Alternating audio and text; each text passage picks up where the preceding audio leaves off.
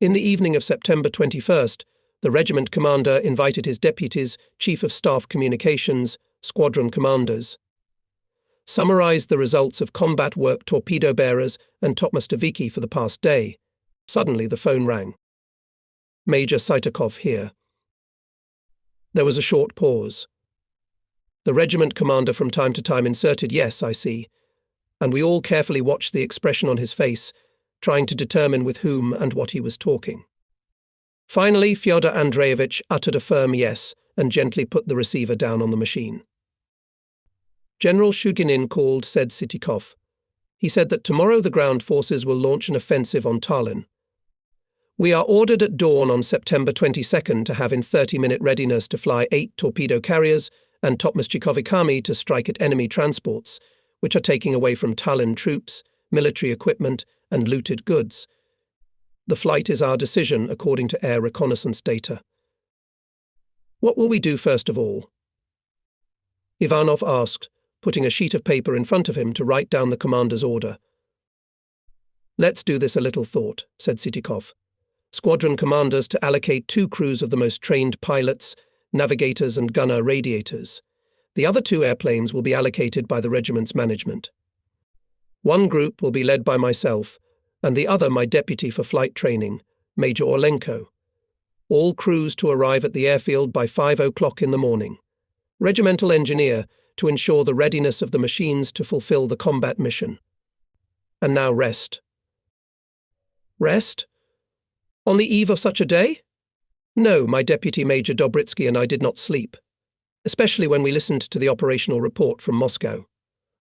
It reported that on September 21st in the Tallinn direction the troops of the Leningrad front, developing the offensive, captured the city and the railway station Rakvere, and also occupied more than 300 other settlements. Our troops also achieved success in other parts of the front. For example, the divisions operating west of Narva completely cleared from the enemy the isthmus between Lake Peipsi and the Gulf of Finland and joined the units advancing along the shore of Lake Peipsi. We, pilots, were included in the report of the Sovinform Bureau. It was reported about us the aviation of the Red Banner Baltic Fleet sunk in the Baltic Sea an enemy transport of 4,000 tons displacement. In the Gulf of Finland, Soviet pilots attacked and sunk a German transport. How can you fall asleep here? And what will be the results of our tomorrow's combat sorties? Before the start is still a few hours, and I wanted them to pass as soon as possible. To the sea, to the sea, to the real thing. At the front, no flight is without risk. We even prepared for training flights to the range as for combat flights, because we never ruled out meeting with enemy fighters, the distance was nothing. The Chief of Staff of the regiment, Captain Ivanov, told me in the first days of acquaintance, as in June, during training flights, 4 messers suddenly fell out of the clouds, crept up at low altitude and attacked the torpedo carriers. They shot down 1 Boston, the crew headed by Junior Lieutenant M.I. Zheskov was killed. Even our recent long-range flights to reconnoiter enemy communications seemed an innocent stroll compared to what awaited us tomorrow.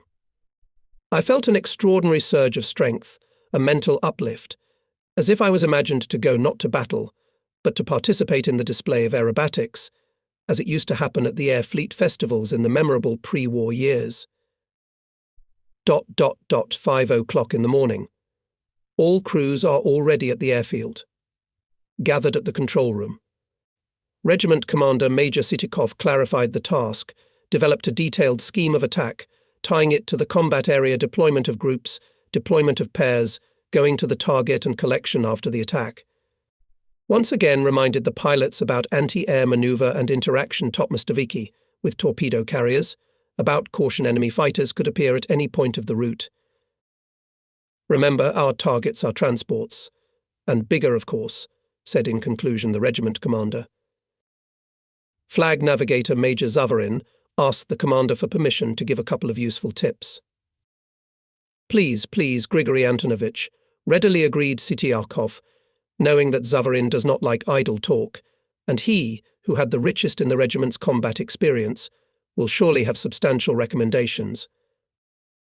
Please be aware, began the flag navigator, that the enemy uses the fastest ships for troop transportation. Convoys made up of them make passages at a speed of 15 knots, or even a little more. Accompany them can not only patrol boats and minesweepers, but also destroyers and even cruisers. That's the basis for calculating the rendezvous. Understandable, right? And one more thing, he continued after a short pause. Our torpedo, as you know, vapor gas and in motion leaves a trail of bubbles on the surface of the water. Therefore, so that the enemy, even noticing it, did not have time to maneuver, it is best to set a distance of 600 to 700 meters drop. Major Dobritsky was the last to give the pilots a farewell.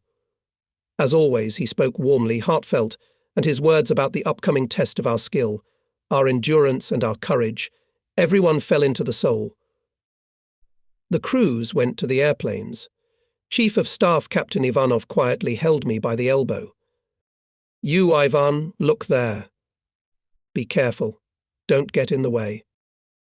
I hugged him lightly and patted his shoulder. Don't worry. Everything will be all right. The weather on the route and in the target area is good, so. That's bad, I echoed him.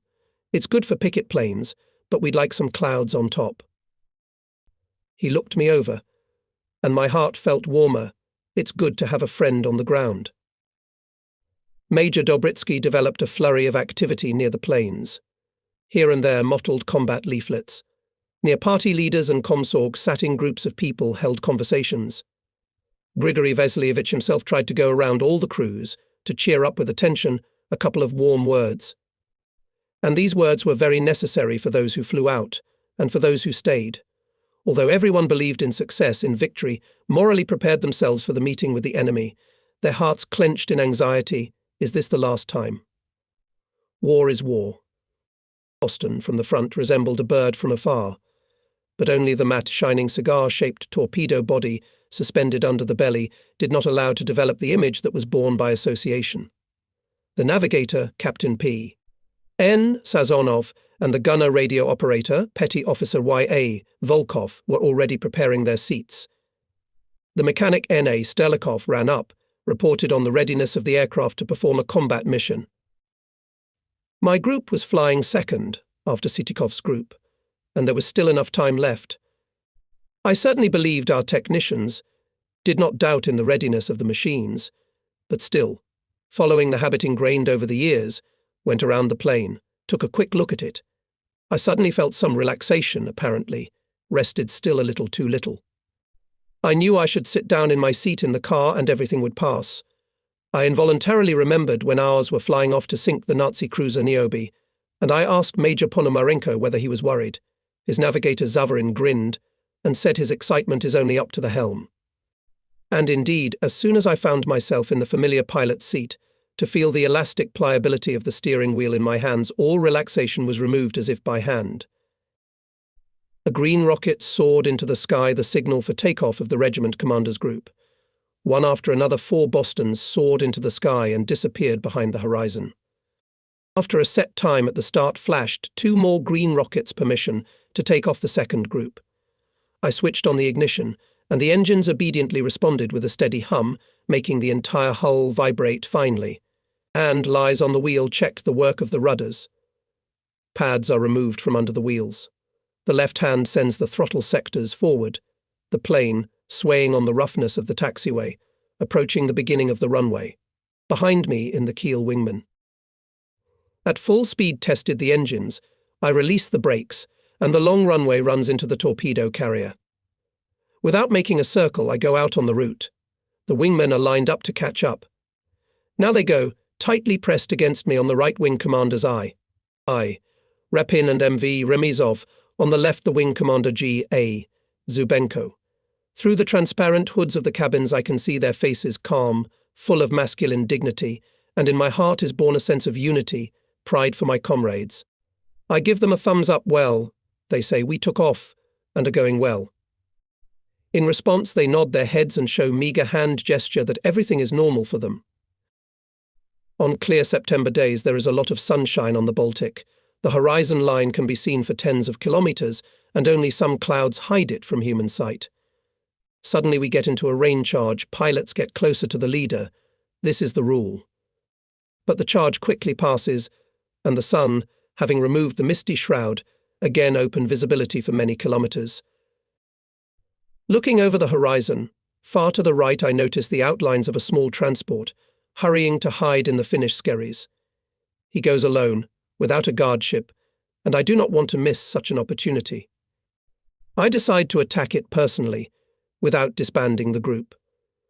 The transport meets me with rare fire. There are not so many anti-aircraft guns on it.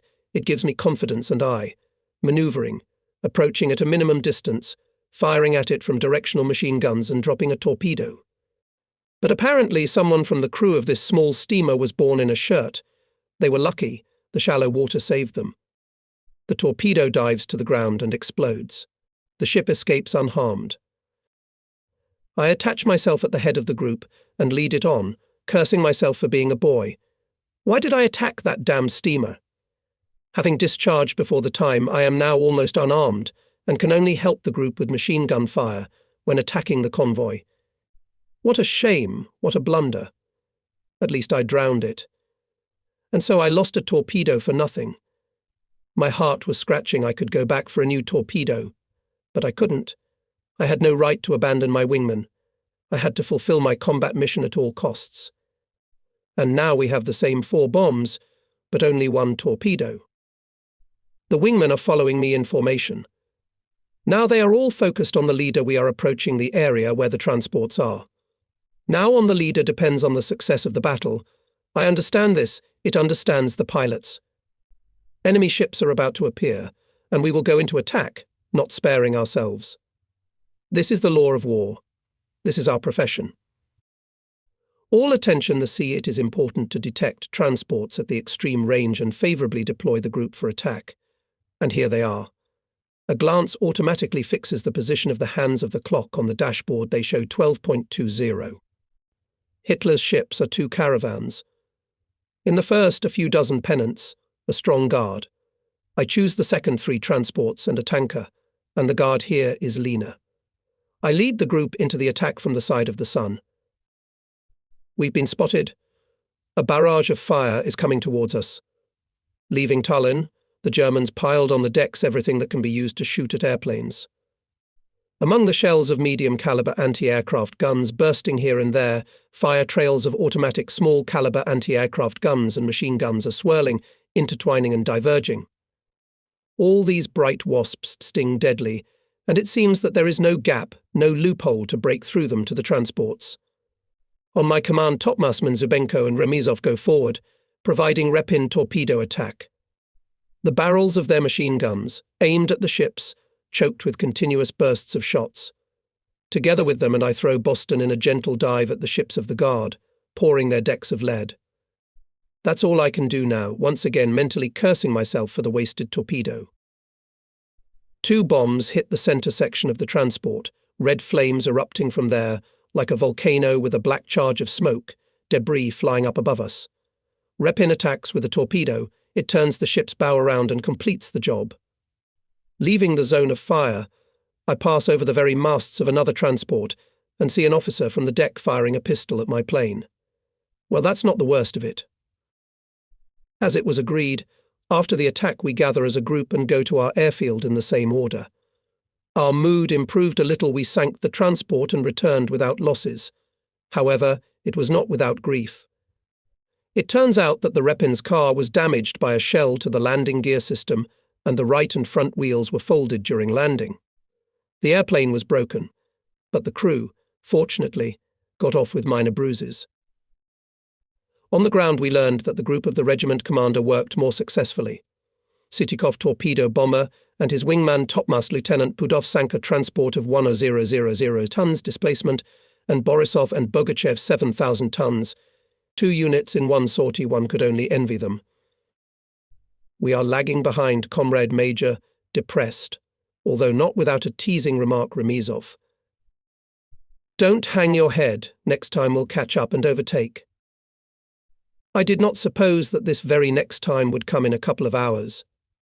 While the airplanes of my group were refueling with fuel, ammunition, hanging bombs and torpedoes, and the last procedure took a particularly long time, which I will tell you about below. The group of the regiment commander took off for the second time that day.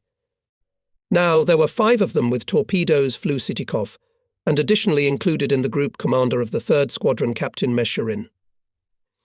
Borisov, Bogachev and Pudov took 2 half-ton bombs. Intentionally omit here the details of the second flight of both our groups. Everything was repeated as in a movie, filmed on a copied script, and a barrage of fire in the face, and daring attacks towards death.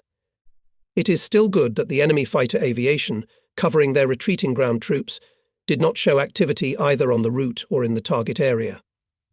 Having discovered the convoy, Major Sitikov made a bold decision on his command Captain Mesherin alone, without Topmastoviki, from the get-go attacked the transport displacement of 6,000 tons and sank it with a single torpedo. The leader himself, without disbanding the rest of the group, led it in an attack on a transport of 000 tons displacement, distinguished by its dimensions. Such prey was rare, and Major Sitikov correctly decided that the game is worth the candle. After being hit by several bombs and torpedoes, the giant quickly sank into the abyss. True, this time not everyone returned home. Enemy anti-aircraft gunners managed to hit the airplane of Lieutenant S. P. Pudov. P. Pudov, embraced by flames Boston, fell into the water. Together with the pilot were killed Navigator P. M. Bystrov and gunner Radiator A. G. Kramar. 2 direct hits were also in the airplane of Captain Mesherin. 1 shell punctured the gas tank, the other turned the left plane. Nevertheless, Mesherin safely reached the airfield. We learned about everything, of course, on our return. And flying out soon after the group of the regiment commander, we caught up with the enemy convoy far out to sea. 4 transports were going fast westward under the protection of a destroyer and a minesweeper. This is already a solid cover, which cannot be ignored. My wingman Topmasterman Zubenko and I attacked the lead transport with displacement of 8,000 tons. Bombs and torpedo hit the central part of the ship, which sank very quickly. Great success fell to the share of our second pair, where Repin, who was hit in the previous flight, was replaced by the commander of the 2nd Squadron, Major B.E. Kovalev. Together with Topmasterman Remizov, he put another large ship to the bottom. And my group did not reach Klopitz completely, although it did not come to the loss of life. Zubenko's plane was seriously damaged. The pilot went to the nearest on the route airfield Kotli on 1 engine and landed on the runway with retracted landing gear, as they were not released. He did it skillfully, the crew was not injured. It was only when I pulled into the parking lot that I realized how tired I was. The engines were turned off, and the silence seemed to hit my eardrums so hard that it hurt my ears. I didn't want to move. I didn't want to move an arm or a leg. I felt devastated both mentally and physically. It was a real prostration. That's what it means to go to torpedo attack twice in one day without any support. There seemed to be no strength left even to breathe. But then the familiar call signs of the Moscow radio were heard. Someone shouted, "Turn up the volume," and Leviton's excited voice sounded solemnly over the parking lot. The report of the Sovinform Bureau said that the troops of the Leningrad front, as a result of a rapid offensive on September 22nd, with the bays seized an important naval base and a major port on the Baltic Sea, the capital of Soviet Estonia, the city of Tallinn, as well as occupied more than 800 settlements. And fatigue was no longer pressing so hard on my shoulders. Preparing for the analysis of flights, Major Sitikov and I decided to carefully analyze, as possible, more bulging and skill and courage of pilots, especially young. Some of them this day opened their combat account, and it was necessary to instill confidence in them, to make them believe in themselves, in their capabilities, to sow the seeds of future successes. We exchanged opinions, and it seemed to me that Fyodor Andreevich was not satisfied with the results of my group in the first flight. I couldn't stand it and told him about the failed attack in the Finnish skerries, about the wasted torpedo. "But you made up for it in the second flight, without losing a single crew," as if calming me, said Sitikov. "And to sink a transport is not a word to say." And later, at the showdown, detailing the actions of the crews in battle, the regiment commander sought to show the price, the weight of the pilots' contributions to the victory. "It is believed," said Fyodor Andreevich, "that the usual train carries 1,200 tons of cargo. Transport of 5,000–6,000 tons displacement for one trip can take more than 3,000 tons of cargo, or say 100 medium tanks, which would require 2 trains of 50 platforms each. It can hold on board more than 1,000 soldiers with weapons and ammunition or food for 2 divisions for 3 whole months. Compared to transport this amount of food by highway would require 600 vehicles with a capacity of 5 tons each. That's what it means, friends, to sink such a transport. I looked into the concentrated faces of our youth. Those who took part in the attacks on the caravans had lost their boyish carelessness. They were becoming fighters. They were growing in manhood before my eyes. And those who had not yet had a chance to really smell the gunpowder frankly envied them. Some of them were sketching something with a pencil on newspaper margins, on cigarette boxes. And I guessed what they were writing. Summing up the results of combat sorties, Major Sitikov announced that the pilots of our regiment for today, September 22nd, sent to the bottom of the Baltic 7 fascist transports with a total displacement of up 55,000 tons. Surely the guys translated this figure into railroad trains for clarity. I've calculated it myself even earlier. No matter how you count it, it's more than 40 echelons. Yes, it's really a victory. The next day in the morning we had a rally. The regiment was lined up at the airfield. They stood in squadrons: pilots, navigators, gunner radiators, technicians, mechanics, closing the line officers and soldiers of service units. On the right flank, the deputy commander of the regiment on the political part of Major G.V. Dobritsky, Chief of Staff Captain Ni Ivanov, Flag Navigator Major Georgia Zavarin, Chief of Communications Senior Lieutenant P.I. Cherkashin. And the chiefs, and all standing in the line of joyful, excited faces. In each unit, regardless of the type of troops, the soldiers' wireless telegraph works without interruption, so most of them knew that both the formation and the rally were connected not only with the liberation of the capital of Soviet Estonia. The ranks froze in a blissful, light-hearted expectation. Major Sitikov came out of the headquarters and went towards the formation. Polk, humbly, humbly, humbly, humbly, humbly, humbly. I commanded and went up to him with a report. Not often aviators had such a formation at the front, and during the years of war we had become accustomed to formation rituals. But on this day a sublime solemnity reigned in the regiment. Somehow elusively smelled on me the breath of my unforgettable cadet years, quite full of shagistika, and giving in to the general mood, I tried to put all my skills into my role, so that this high mood of people was preserved further. The commander began to speak. In the ensuing silence clearly sounded the words of the order of the Supreme Commander-in-Chief, which stated that our regiment was awarded the honorary name Tallinn.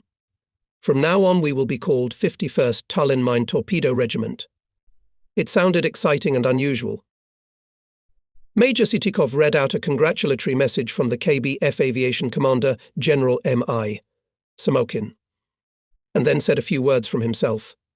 Assigning the regiment the honorary name Tallinn, he said, is a high evaluation of the hard combat work of all the personnel. Thank you very much, dear comrades. With a feeling of great gratitude and deep sorrow we remember at this solemn moment those who had to stand in this line, but who today are not among us, who by their heroic deeds, at the cost of their lives, helped the regiment to win the honorary title. Let me hope, comrades, that in the name of the motherland, in the name of the bright memory of our heroically fallen comrades in arms, you will honourably perform your military duty, increase the glory of the regiment, preserve and continue the military traditions. All participants of yesterday's sorties were honoured with high government awards. Order of the Red Banner received and young pilots M.V. Remizov, G.A.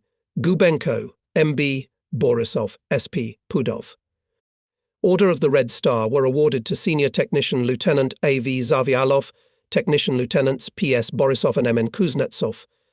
There were those who received 2 orders of the Red Banner for yesterday's operation and previous sorties. This became a universal favourite Junior Lieutenant A.A. Bogachev and inseparable with him Navigator Crew Junior Lieutenant N. I. Konko.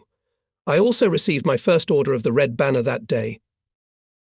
Speaking at the rally, pilots, navigators, technicians thanked for the awards and on behalf of their comrades swore to selflessly serve their beloved homeland, to multiply strikes against the enemy, not to spare their blood and life to achieve victory. And these were not only beautiful words befitting a solemn moment. The meeting ended, The crews hurried to the aircraft parking lots and immediately began combat sorties. Our torpedo carriers and Topmostoviki continued to strike at the enemy's sea communications. The operational summary that day reported. The aviation of the Red Banner Baltic Fleet continued to strike at enemy vessels in the Baltic Sea. Northwest of the island of Isle, our bombers and torpedo bombers in the afternoon of September 23rd sank 3 German transports and 1 SCR. To the west of Libava, Soviet pilots let down an enemy transport of 1000 tons displacement. In addition, sunk a German transport southwest of Vindava. Thus, a total of 5 transports and SCR were sunk. Yes, the word of our pilots was not at variance with the deed. Another time I would probably be happy with such weather: no wind, low clouds, the horizon dissolves in a blue haze. But that day I would have preferred clearer weather. The thing is that reconnaissance planes found an enemy convoy in the Gulf of Riga, and the regiment commander decided to strike with a group of 5 topmasts. I was the leader. The wingmen were wing commanders A. Zubenko and GGG Inikiv, pilots AY Sobolov and AD Kuzmin. And if the first 2 had already participated in attacks on the convoy, for the young pilots it was almost the first combat sortie. I was worried about them most of all, and although as usual we were carefully preparing for the task, everything seemed to have been discussed and agreed, I was worried after all. The weather conditions were quite difficult for them. Our route was over the territory of Estonia with an exit to the Gulf of Riga near the town of Pärnu. Under the wing lay the land that had been liberated from the occupants only yesterday. Everywhere one could see the terrible traces of war-destroyed neighbourhoods of cities, the ground, cut by deep scars of trenches, broken and burned cars on the roadsides, fallen telegraph poles. All bridges were blown up. At some crossings, jams of infantry and military equipment. From above, we could see how sappers were putting order, letting the columns through the crossings. Only a few days ago we were flying over these places with all precautions. There was an enemy below. Now we felt a little calmer. We could not be afraid of enemy anti-aircraft gunners. At the same time, the possibility of the appearance of messers or Focke-Wulfs obliged, as they say, look out. The streets and houses of the city of Pärnu, which had not escaped destruction, passed under the wing. Here was the Gulf of Riga. Now we must find and attack the convoy. It's not so easy. Dense haze with visibility of only 2 to 3 kilometers. It is good that we had quite accurate data from our scout about the location of the target 2 hours ago. The convoy left the mouth of the western Divina and is moving in the direction of the Abensky Strait at a speed of 15 knots. Maybe it was better to go along the shore of the bay, but to the south, in the area of Einaza, there were big battles and we didn't want to take any unnecessary risks. We dodged to the bridge, closer to Ruknu Island, in order to take a course towards the enemy convoy. My navigator, Captain P.N. Sazonov, and the navigators of the wingmen were working hard. The most important moment had come for them. The meeting with the ships should not be unexpected. The radio gunners were listening to the air, carefully watching the air. Comrade Major reported to me on the spew gunner radioist Sergeant Volkov. Scout reports at the entrance to the Abensky Strait found another convoy, 2 transports and 3 guard ships. All right, we'll keep it in mind. The closer we come to the estimated place, the more tension increased. Ahead on the right ships, confidently reported Sazonov. I see ships. I see ships. Immediately, almost simultaneously, reported the wingman. They saw us too. Here and there, smoke caps of bursting anti-aircraft shells swelled up, dotted streams of automatic cannon trails stretched out. 5 warships guarded the only transport. Why such unacceptable luxury? Some kind of important cargo, then. I was only interested in the transport. It's our target. I made a turn to the left and gave the command to Yanikiv and his wingman pair to attack the transport. It was a pity to discharge all the airplanes on one, even an important target. After all, in the Abensky Strait were 2 more transports, and except for us there is no one to prevent them from leaving. However, the decision dictated by the situation and coincided with the natural desire to destroy in one flight as many enemy ships as possible could not be realized. We went to the ships from favourable course angles starboard, but Inikiv and his wingman still walked next to me and did not think to attack. What is it, failure to fulfill the order? Or did not understand the command? The convoy flashed under the wing and instantly disappeared in the haze. Having made a fairly wide circle, I led a group on it from the left side. Again I gave the command couple to attack, and again the same picture. All the wingmen, pressed against me, went in a tight formation. I did not dare to circle without fighter escort near the coast occupied by the enemy. For the third time I led the group to the ships, commanded everyone attack, and went first. Only then, manoeuvring and firing at the guard ships, followed me wingmen. At the beginning of the attack, the enemy anti-aircraft gunners provided fierce opposition, but when we successfully covered them with bursts of our large-caliber machine guns, the counter-fire thinned considerably. 5 large-caliber bombs flew into a transport of 5,000 tons displacement. My bomb hit the bow, Kuzmin and Zubenko hit the center. The steamer broke apart and immediately sank. I was terribly angry when I returned to the airfield.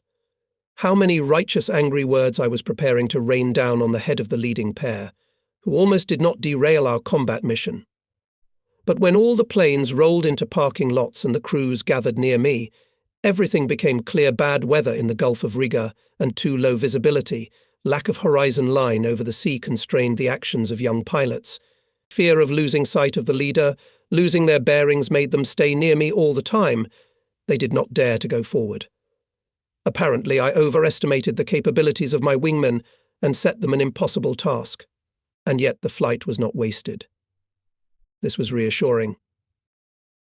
Our planes did not have significant damage. A few bullet holes did not count.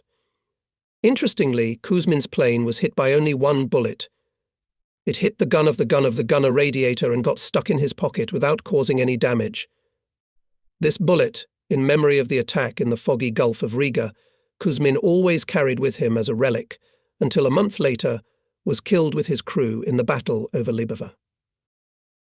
That same evening, when we were returning from the dining room, I met the mechanic of my airplane, NNA, Sterlikov.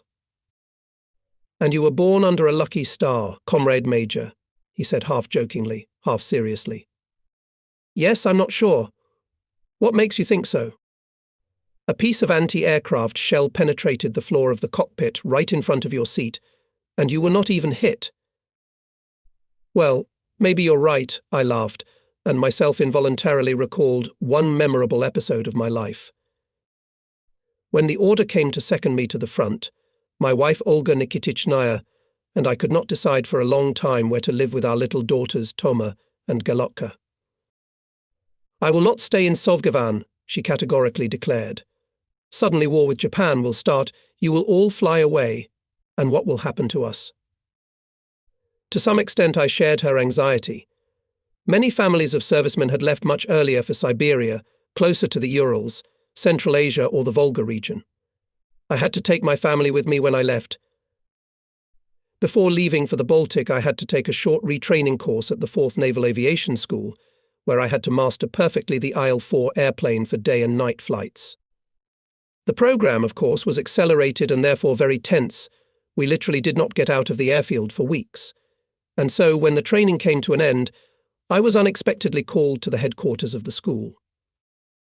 "The school is relocating to a new place, closer to the sea," told me the commander of our training squadron, Captain Ostroshapkin. "Land echelon with property and families are on their way, and you are assigned to overtake a group of airplanes.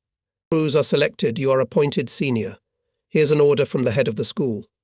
Read it and sign it." "And when will you go to the front?" "Here, move the planes to Gudota, and as soon as the order comes from Moscow, we'll send them immediately. We won't delay." I pass on the rest from the words of my wife. At one of the intermediate stations, the train stopped for a long time, and the head of the train gathered all the servicemen for formation. "Having given all the necessary instructions and orders," he said in conclusion, "there is not a very pleasant message, comrades. At night, a platform with coffins was attached to our train. In one of them, the remains of our listener officer pilot Orlenko, who died in the crash. His wife and 2 children are travelling with us in the train, and she must be prepared for such sad news." He did not dare to tell the widow such terrible news himself, and entrusted it to 2 girls military servicemen who were travelling with her in the same carriage. Olga Nikitichna was stunned by the grief, but she was not frightened the responsibility, concern for her children, and, most importantly, the hope that the message was not accurate, that somewhere there was a mistake, that somewhere something was mixed up, gave her strength. "They say that my husband is dead." "But I don't believe it," she said to the train chief who came to the car. "I don't believe it. You will see, he will meet us in Guta." "I'm sorry, it's my duty to inform you," he replied and left. It is not difficult to imagine how agonizing, unbearably hard the remaining few days of the journey were for my wife. On the platform in Guta, when we and other pilots went out to meet their families, she picked up her daughters, ran to me, threw herself on my chest and froze. "What happened?" concerned asked Captain Ostroshapkin. "I confess, and me the state of my wife was incomprehensible. Not so long ago we parted. There have been separations and longer. Everything was explained by the head of the train, telling the story about the coffins." "What the hell?" "It's really an unpleasant story," exclaimed Ostroshapkin, restraining his irritation, and, turning to me, added cheerfully, "So you'll live a long time, Ivan Fiafonovich. You can go to the front, neither bullet nor shell will take you now." That shrapnel, which pierced the cabin, reminded me of the captain's prophetic words. Dawn was late. In fact, in nature, of course, everything was going its way, and the sun rose at a time determined by him in early fall, but to our room it could not get through. BRR, what a weather. Major Dobritsky shrugged his shoulders shakily, looking out our only window. "What's there?" I asked. For some reason I didn't want to get up. In Ukraine they would say Mryaka, it was grey all around, and the rain was falling like a sieve. As soon as we left the cabin, the wind blew our raincoats, splashed handfuls of fine drizzle in our faces, and we had to hold on to our caps with our hands to keep them from being blown away. It was either fog or grey wisps of clouds carried over the roofs, tangled and spread out in the crowns of trees. The weather is definitely not flying. Grigory Vasilievich shouted to me, because it was impossible to speak in the usual tone. "God, awful weather." "And there is no visibility," I shouted back. But war often broke all the usual ideas and concepts. The harsh must, caused by the situation at the front, forced to abandon the stereotypes that had developed over time, to step over the cannons, to make the impossible possible. On that inclement morning of September 29th, the order came from the headquarters of the Fleet Air Force, one plane to conduct reconnaissance in the Gulf of Riga and Abensky Strait, to clarify the data on the movement of enemy ships delivering reinforcements and ammunition to the islands of the Moons Archipelago and Riga. "Who shall we send?" "Maybe Mesherin?" asked Captain Ivanov, mentally going over the names of commanders of other squadrons and the most trained pilots from among the former ferrymen. "No," after thinking for a moment, replied Sitikov. "I'll fly myself. With me, as always, Flag Navigator Zavarin, Gunner Radio Petty Officer Volkov." Zavarin. Ivanov and I tried to dissuade Fyodor Andreevich. In fact, do we have few pilots who are able to fulfill the combat mission, even in such disgusting weather conditions? Are there few old men who can do any job? But Major Sitikov did not like to abandon the decision. He only made one change. He took the regiment's chief of communications, Senior Lieutenant P.M. Cherkashin, as a gunner radiator. What was the reason for the replacement of the gunner radiator now remains only a guess.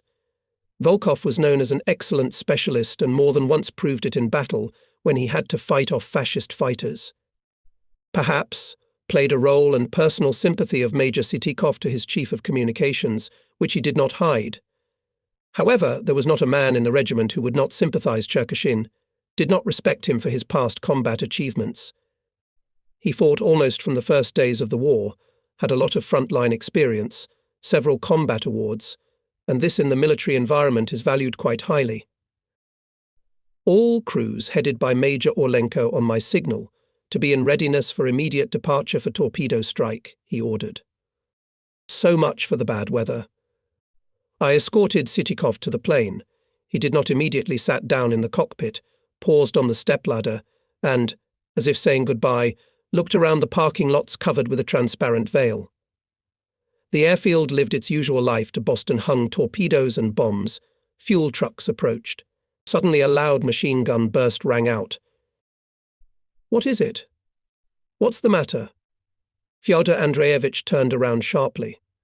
"Control check, Comrade Major," explained Captain Meshcherin, who emerged from the foggy mess, clearly trying to deflect the commander's anger from one of his subordinates. Weapons technician found a machine gun malfunction, fixed it, and fired a line into the air. "Well, acrobats," Sitikov said with a chuckle or a reproachful look, and climbed into the cabin. "At the parking lot you will shoot everyone." How could we have guessed that this unintentional machine gun burst would be the last military salute to our regimental commander and flag officer? Sitikov's airplane rose into the air and immediately disappeared into the foggy haze. It made no sense to stay on the airfield any longer, and I went to the communication station. Here was on duty at the radio station senior sailor Faina Mushitskaya, an excellent master of her craft. "How is the audibility?" "Everything is all right, Comrade Major." Mushitskaya kept in touch with Sitikov's plane until the meeting with the enemy convoy. "They attacked and sunk one." She retold us what Cherkashin reported from time to time. I was waiting for the order to take off the main group, but it was still not there. "Ours are coming back," said suddenly Faina. "They have already passed Riga. They are approaching Tallinn. Soon they will be here." And then, quite unexpectedly, the connection was cut off. Time after time the radio operator sent the regiment commander's call signs into the air. Listening intensely to the mishmash of foreign conversations and electric discharges the commander's plane, did not respond. We were worried, and, as it turned out, not in vain. None of us saw neither Fyodor Andreevich Sitikov nor Grigory Antonovich Zavarin. Their airplane fell into the sea. The regimental commander and flag navigator were killed. From Pavel Makarovich Cherkashin, who was saved by a miracle, we learned the details of the tragedy that played out over the sea. First time we were flying in the clouds.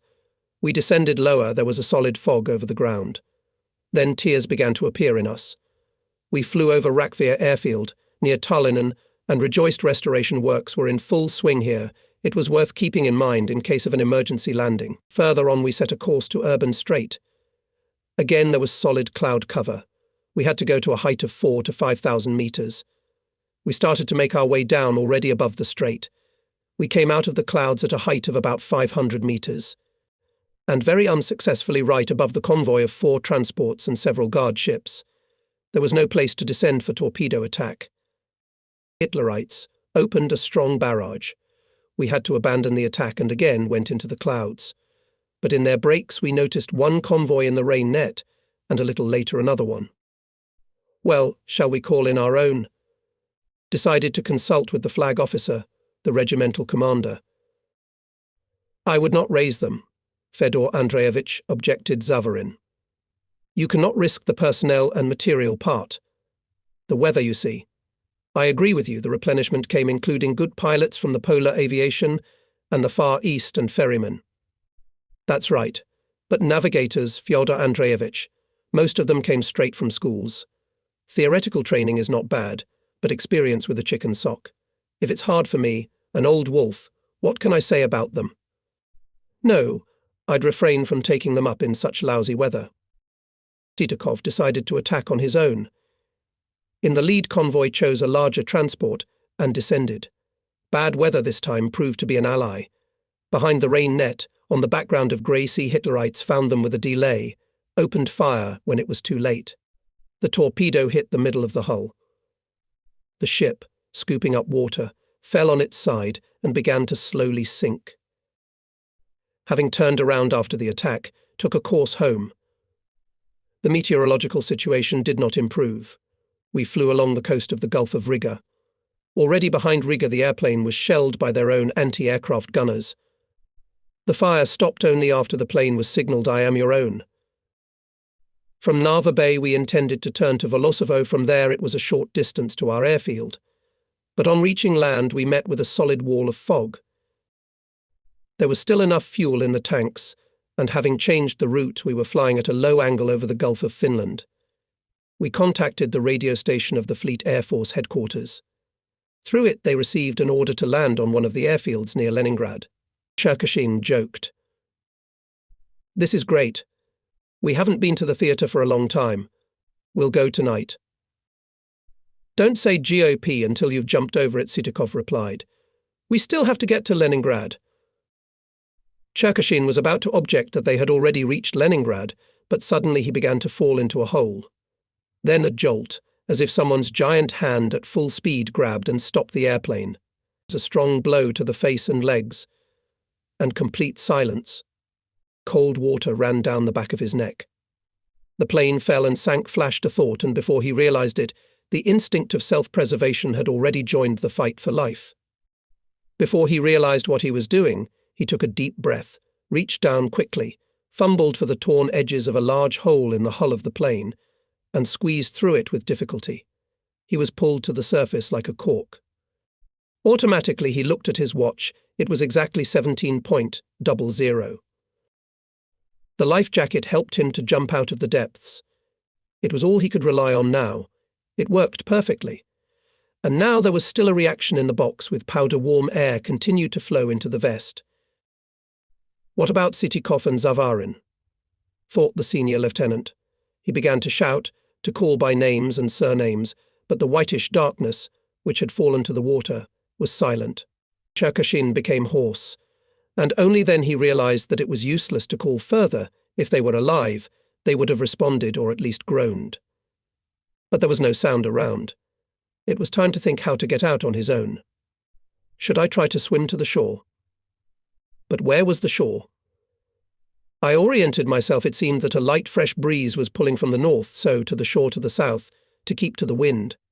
But how far is it? I swam, saving my strength so that it would be enough for further. Something blackened ahead on the water. It turned out to be an oil tank from their crashed airplane. Wooden wreckage floated nearby. Leaning on them, I climbed up on the tank, and only then felt a sharp pain in both legs. I looked at my hands. The skin was peeled off all the way down to the cuffs of my overalls. He felt his sore nose. It was dangling from a flap of skin. How long had he been lying on the oil tank? He didn't know, and he didn't care about the clock. Pain, all-consuming pain in his legs, face and arms clawed at him with sharp claws. His body trembled, an irrepressible little shiver that made it impossible to think or forget. A boat motor rumbled in the distance. Straining his strength, he raised his head and listened. No, it did not seem. Engine. Rumbling. Save me, came out by itself. It seemed that the sound of the engine was receding, fading away, and the fear of being alone again with the silent sea, with the pain paralyzing the body and will, made him scream again and again. At last they called out, "We hear, we are going to the voice." In the breaks of fog, Cherkashin saw a boat approaching. Fearing that they would not pass by, he slipped off the tank and swam towards it. A motorboat with a shalander in tow was approaching him. 2 women and an old man, who were in the shalander, pulled him out of the water, helped him take off his life jacket and laid him on the nets. The old man took off his sheepskin coat and covered the rescued man, inadvertently touching his feet. Infernal pain pierced the whole body. Cherkashin cried out and lost consciousness. "You've had it, brother," the old man said regretfully when Cherkashin woke up. "Your hands and nose are bad, and your legs are even worse. I'm afraid they are broken." In a small hospital, in a fishing village, a woman doctor immediately administered anti-tetanus serum, put bows on both legs, poured alcohol on a foot to keep him warm. "I did everything I could," she said. "You need an operation. Urgent surgery.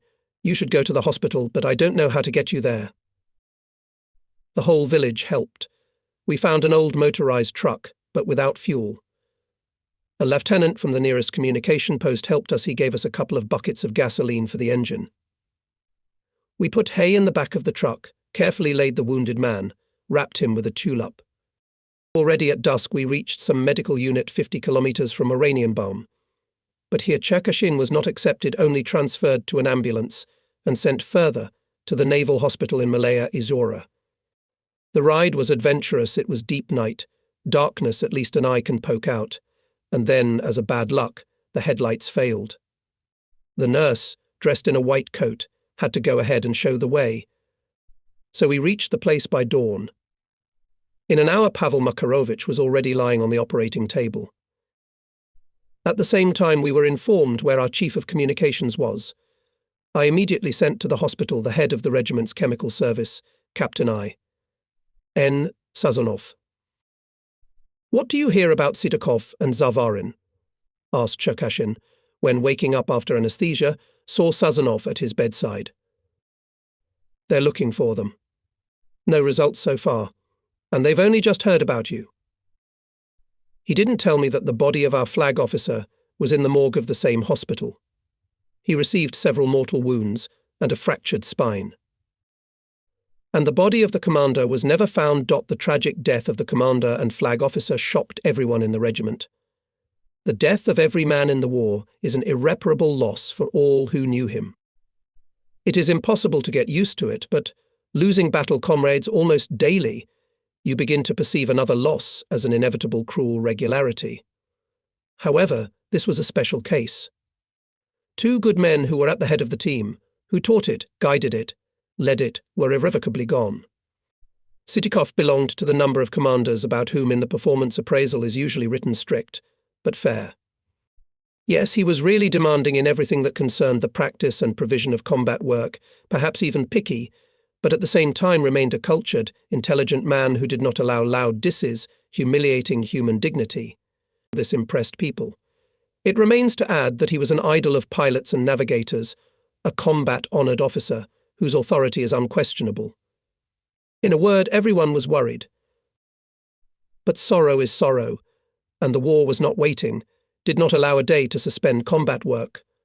On my shoulders suddenly fell a new burden, the gravity of which, watching the regiment commander from the outside, I could only guess. I had so many responsibilities at once that it seemed that the day became shorter. They were simply not enough to have time to do everything. I kept hoping that someone would be sent instead of Sitakov, but a couple of days later I got a call from General Samokhin Major Orlenko to take command of the regiment. The order of appointment to the post will be sent by mail. I admit it was very difficult. And not only in the beginning, although in the beginning it was twice as difficult. Looking ahead, I will say that during 6 months of very intense combat work remained vacant my former position, deputy commander of the regiment for flight training. Did not send and flag navigator of the regiment. This forced me and the staff to solve a lot of time and again arising problems. Especially time-consuming was the introduction into service of young pilots, navigators, gunner radiators, who arrived for replenishment directly from schools, where they were trained according to the reduced wartime programs. The commander of the Baltic Fleet Air Force constantly demanded to increase strikes by groups and pairs of torpedo carriers and topmast carriers against enemy communications in the Gulf of Riga, Abensky Strait, up to Libava to carry out mine laying. This is when the excellent business qualities of my deputies and assistants were fully revealed to me. I have already said above that I was lucky in my life to meet good people. In that difficult period it was especially bright. From the first days of my stay in the Baltic I had very warm relations with Nikolai Ivanovich Ivanov, the regiment's chief of staff, which then grew into a strong male friendship. You could always rely on this man, calm, balanced. He did not like unnecessary conversations, spoke briefly but succinctly. If he defended his point of view, his arguments were logical and well-reasoned. Perhaps he should not be considered a pedant. He was neither a dry man, nor a callous egoist, nor a bureaucrat, but neatness, typical of real staffers, was inherent in everything, even in his appearance. A snow-white strip of a cuff on a well-ironed tunic, always clean-shaven face, a strict parting on a balding head, an attentive look of big eyes from under overhanging bushy eyebrows. In my opinion, in a business environment, no one could talk to him about this and that, just for fun. He was a man of business. Nikolai Ivanovich arrived in the regiment after graduating from the academy and put a lot of energy into the formation of the staff and services, and then in the organization of combat activity. Sleepless nights, worries associated with failures and combat losses, it seemed, could not knock him out of the rut. He always remained poised, businesslike, performed his work accurately and on time. Not everyone could do such a thing. One night, during the period of busy mine laying, when the rumble of planes taking off and landing on the runway was almost unceasing, he came to me at the command post. "Do you have a cigarette?" I took a deep drag once and another, his eyelids swollen from lack of sleep, his cheekbones protruding on his stunned face. He was looking somewhere past me, and his gaze was absent, concentrated on something inside him, on some problem that did not let him go in these brief moments of rest. More than once, looking at him at such moments, I involuntarily thought what colossal possibilities nature has laid in this man. With the most active participation of NI. Ivanov, the instruction on additional exploration by our own forces of previously discovered marine targets was born in those days. This was caused by a number of circumstances. It happened that the data received by the pilots of the reconnaissance regiment, passing through various channels, distorted or delayed.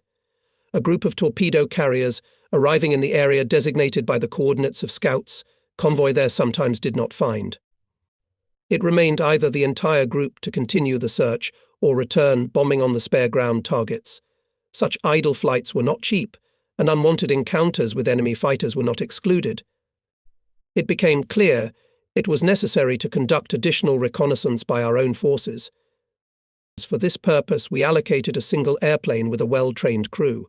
He was to accurately determine the location, composition and speed of the convoy, to transmit the data to the airfield without errors. This was not the end of his task. The scout met torpedo carrier strike groups on the approach, guided them to the target and recorded on photographic film the results of the strike. The task, to put it bluntly, very difficult. Its fulfillment required not only excellent piloting, impeccable navigational work, but also great courage. After several such sorties in the regiment, there were real ace scouts, who were often assigned to additional reconnaissance, the commander of the link, Lieutenant G. V. Poznik, the commander of the link V. A. Astukevich, with the navigator V. Astukevich, with navigator Lieutenant I.T. Lobukoy, gunner radio Sergeant Levshin, as well as Lieutenant V.D. Petrov, with navigator Lieutenant A.F. Kornishkin, and gunner radio Sergeant Shvanov. I regret that my records did not preserve the initials of some of my fellow soldiers, whom I mention in the story. I did not find them in the archival documents, for which I sincerely apologize. How it all worked out for this remarkable trio of crews, but they proved to be excellent scouts. Thanks to this addition to our tactics, the effectiveness of torpedo boat strikes increased significantly. Flying away on a combat mission or on the next transportation of young pilots from the incoming replenishment, I left for myself on the ground Chief of Staff N. Ivanov. I left the airfield with a light heart because I knew in a difficult moment he will be able to make a decision that will be right. According to the staff schedule, Vasily Maximovich Smirnov was listed as a squadron engineer. In fact, this wonderful mentor and tireless worker performed the duties of the senior engineer of the regiment. I do not remember who called him once jokingly a walking technical encyclopedia, and, in my opinion, he was not far from the truth. Faced with technical problems or any malfunctions, engineers and technicians of squadrons preferred not to dig through instructions and forms, which moreover were in English, and went to Smirnov for advice and help. It was more reliable. He took it for granted, and even when he was busy, found time to explain to people what they could not understand themselves. Quite possibly, it was not only a character trait, but also became a habit after participation in several ferrying of Boston. Groups from Krasnoyarsk to Leningrad, when people literally on the move had to be taught the skills of maintenance and preparation of hastily learned equipment. It was Vasily Maximovich, together with two other leaders of the technical service of the regiment, Grigory Fedorovich Yakovlev and Vladimir Ivanovich Medvedev, led the conversion of not the best American attack aircraft into more or less tolerable Soviet torpedo carriers. In primitive frontline aircraft workshops, they, as I have already mentioned above, installed holders for torpedoes and bombs, equipped them with electrical and mechanical drop systems. In addition, on some machines in the front cockpit to the right of the pilot's seat, equipped navigator's workplace, for which in the frontal part of the fuselage cut a fairly large window for a view, which was then covered with organic glass. There were 5 such airplanes in the regiment: the regimental commander, his deputy for flight training, and 3 squadron commanders. If such a machine was shot down or failed for any other reason and could not be restored, instead of it was put in the workshops for refitting a new one. And the daily technical support of combat sorties in the conditions of the airfield a very difficult matter. The great merit of VM. Smirnov, GF, Yakovlev and VI. Medvedev is that they were able to unite the technical staff to educate technicians, mechanics, motorists, diligence, honesty, a sense of personal responsibility for high-quality preparation of aircraft for flight, for maximum reduction of repair time of battle-wounded machines. There were many specialists in the regiment who worked miracles. Once one of the pilots, returning from a combat mission, got to the airfield on one engine. The second one was ruptured by a direct hit of a shell, and when the plane was rolling along the taxiway to the parking lot, it seemed that the motor was about to fall out. At the parking lot, the technician of the link, Lieutenant Technician M.I. Maximkin looked over the plane, stood near the engine, and sighed heavily. Yes. If Maximkin expressed himself in such a way, then it really means that it's a dead end. Mikhail Ivanovich was a participant of the war with the White Finns. He had been at the front since the 42nd. He's seen a lot of things. How long will it take to repair it, Vasily Maximovich? I asked Smirnov, with whom we came to the parking lot together. At least a day and a half. You can see for yourself how it is. It's a long time. We should do it sooner. There are not enough cars. We'll do it faster, Comrade Major. Lieutenant Technician Maximkin answered for the engineer. We won't leave the airplane until it's done. It will be as good as new. After the war we'll have a rest. Said and done. Maximkin and his motorist worked many hours in a row without shifts. Food from the canteen was brought to them in pots directly to the parking lot. They found a lot of voluntary helpers among the mechanics who were not busy at that time servicing their airplanes. After 18 hours, the machine again went on a combat mission. Or, for example, Mechanic Petty Officer Vasily Tereshchenko was called by his first name and patronymic, and always with respect.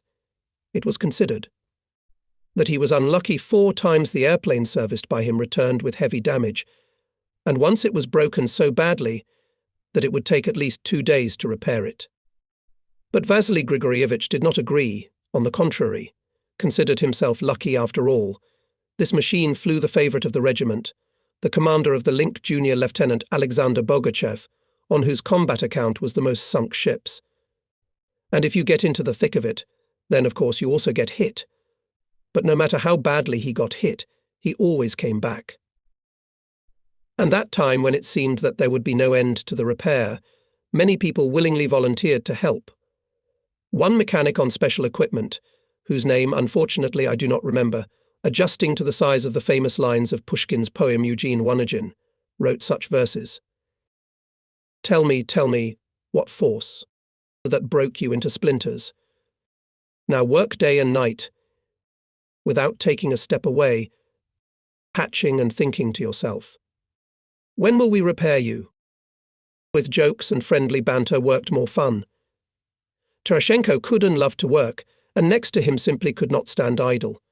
Repair time was halved, and exactly a day later Bogachev again lifted the machine into the air.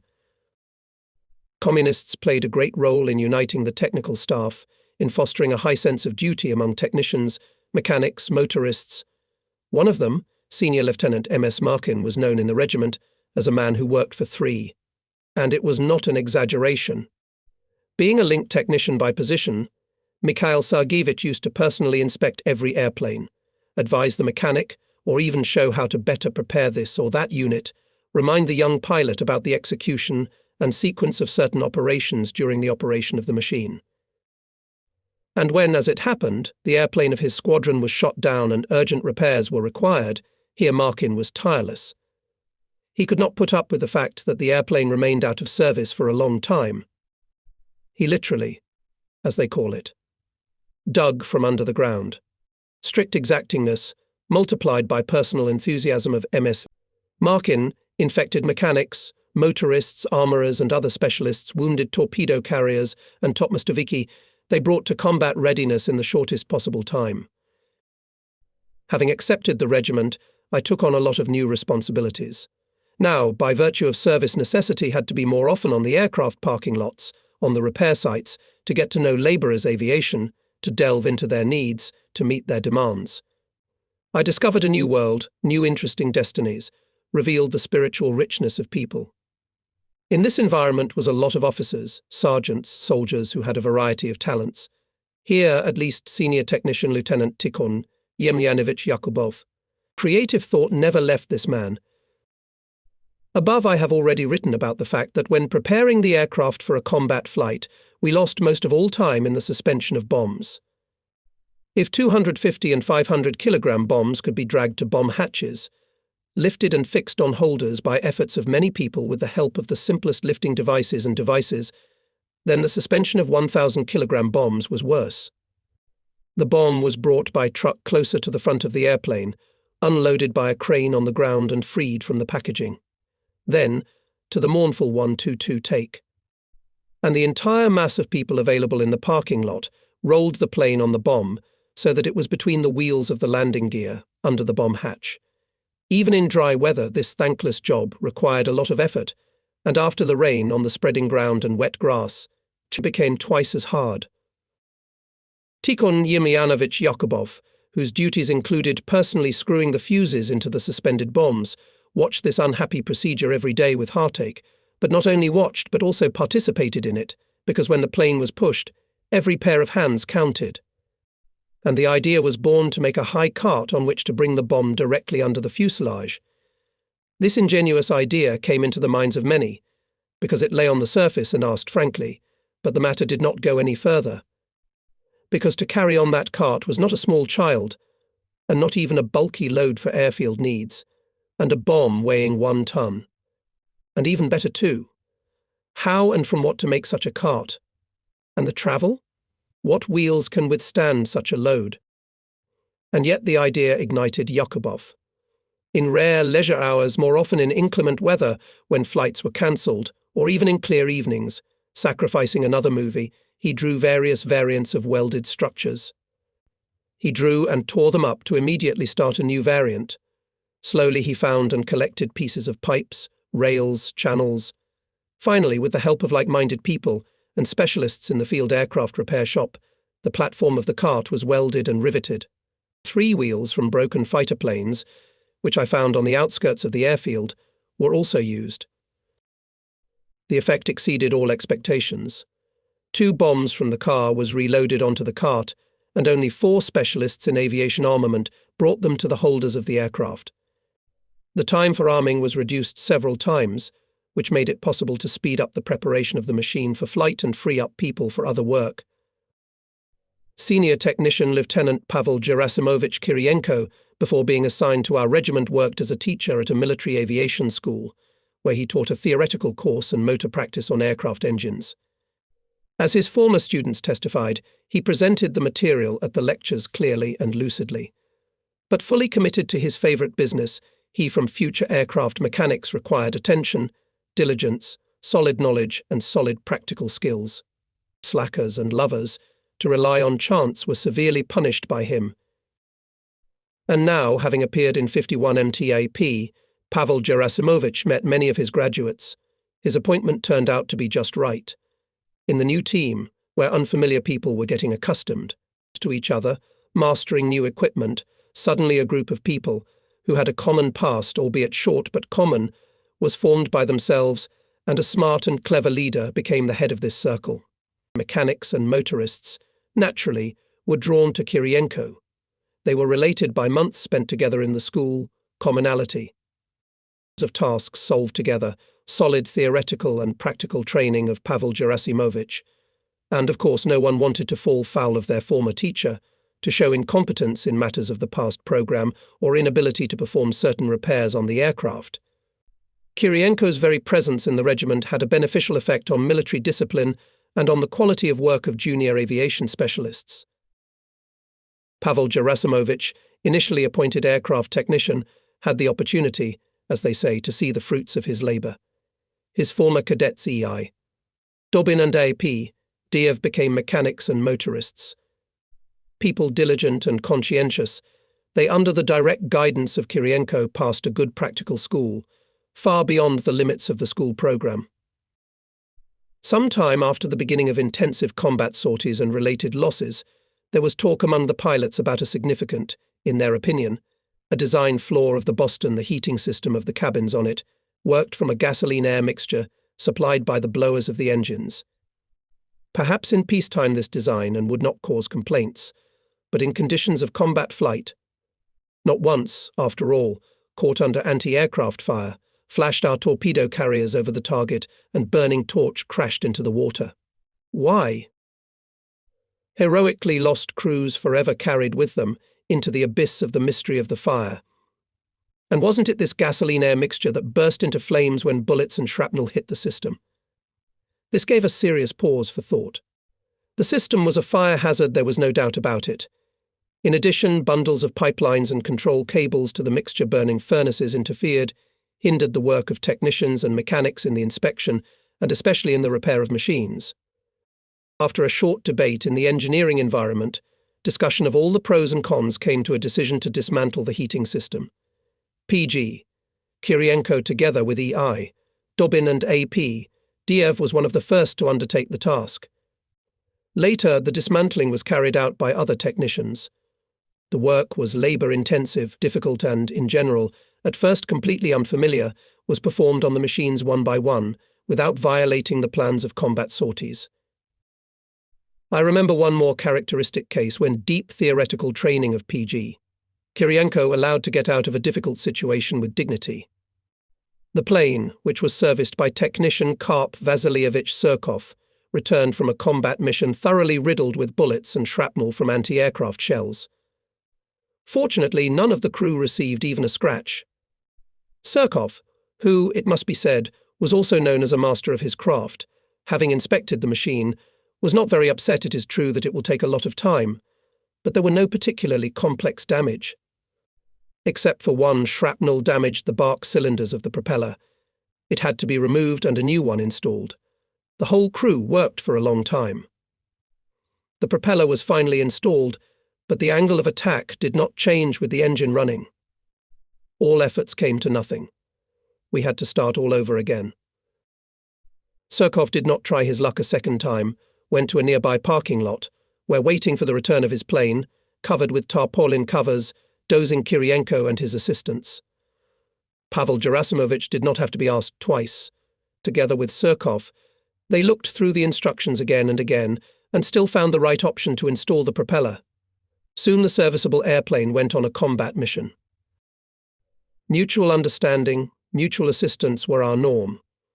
If someone refused to help a comrade in a difficult moment, he would look like a black sheep, and would lose the respect of his comrades for a long time, which was very difficult to get back.